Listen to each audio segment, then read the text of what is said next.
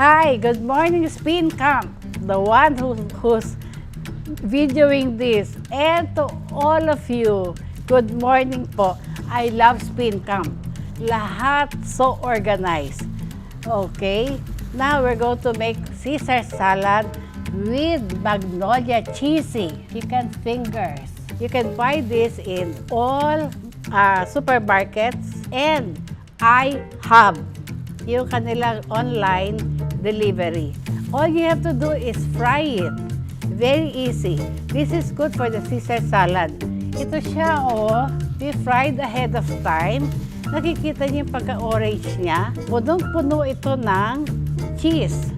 So for Caesar salad, you don't have to put cheese on your Caesar salad. This is one package. Imagine, fiesta yung kakain nito. Then we have 475 ml Magnolia Mayo.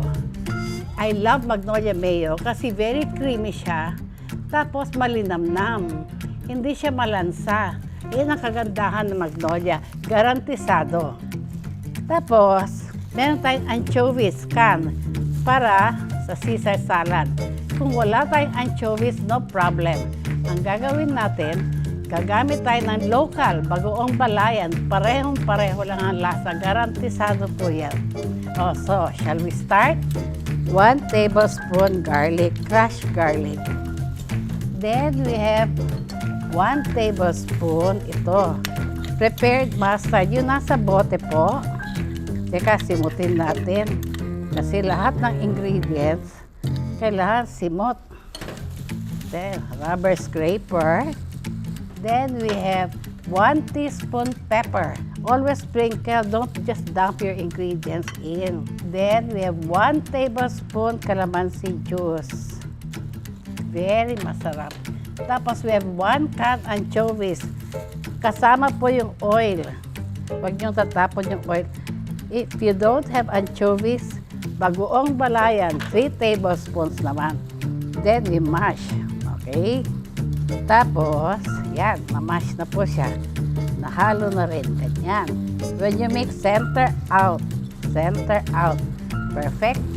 Then we put the mayo. 2 cups Magnolia mayo or 1 container for 70 ml. And I have very good tip for you. Naku, if you have a restaurant, you prepare this. Refrigerated, 3 months ho siya sa ref.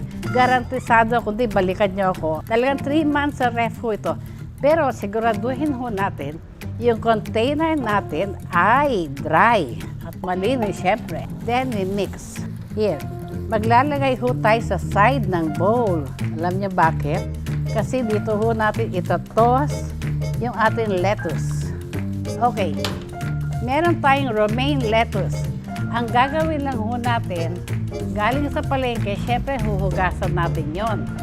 Ngayon, ilalagay natin pag ready to eat. Kung hindi naman po tayo ready to eat, galing sa palengke, huwag niyo munang huhugasan yung lettuce nyo. Ibalot nyo sa dyaryo. Ganito ho. Kabalot sa dyaryo. Tapos, okay, gusto daw nila makita. Pwede rin pamaypay. Yan. Huwag nyo tatanggalin sa plastic po. Balot natin sa dyaryo. At saka ito, 1 linggo, malutong na malutong siya. Okay? Sa refrigerator. Ngayon naman po, kung after 1 week, hindi pa natin gagamitin yung ating lettuce, no problem. You wash it. Medyo labor of love lang. Pero, it will keep your lettuce so fresh.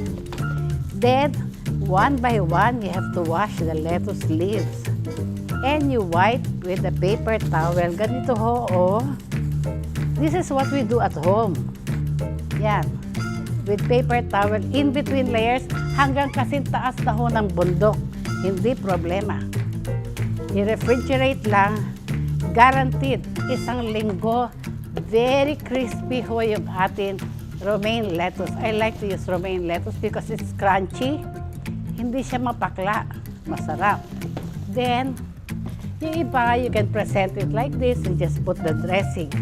Or, the lettuce you cut you with your fingers. Mas maganda ho your fingers than using a knife. If you use a knife, ang mangyayari ho, kung minsan nangingitim yung lettuce. Okay, until you finish 1 kilo. This is good for 1 kilo. Another tip, after you wash your lettuce, you put it here sa colander, then you put the tray under before you refrigerate. No need to wipe ho, that will dry up. Pag ano, yan. Okay, 1 kilo na siya. Then, we will get na yung suklay ni Lola ko. Ito, maganda rin panuklay po. Ito sa mga kulot-kulot katulad ko. Tapos, we toss. When you toss, huwag yung ganun. You toss like this. Okay? Now, we will put it na sa magandang wooden container. Okay? Tapos, don't forget your Magnolia Cheezee fingers templado in between. You have to put in between. Wow, like that. Tapos, paglalagay tayo isang bundok. Yan, no? Hindi na po natin kailangan maglagay ng keso or parmesan cheese or what. Because ito pong produkto na Magnolia Cheezee finger templado ay templado na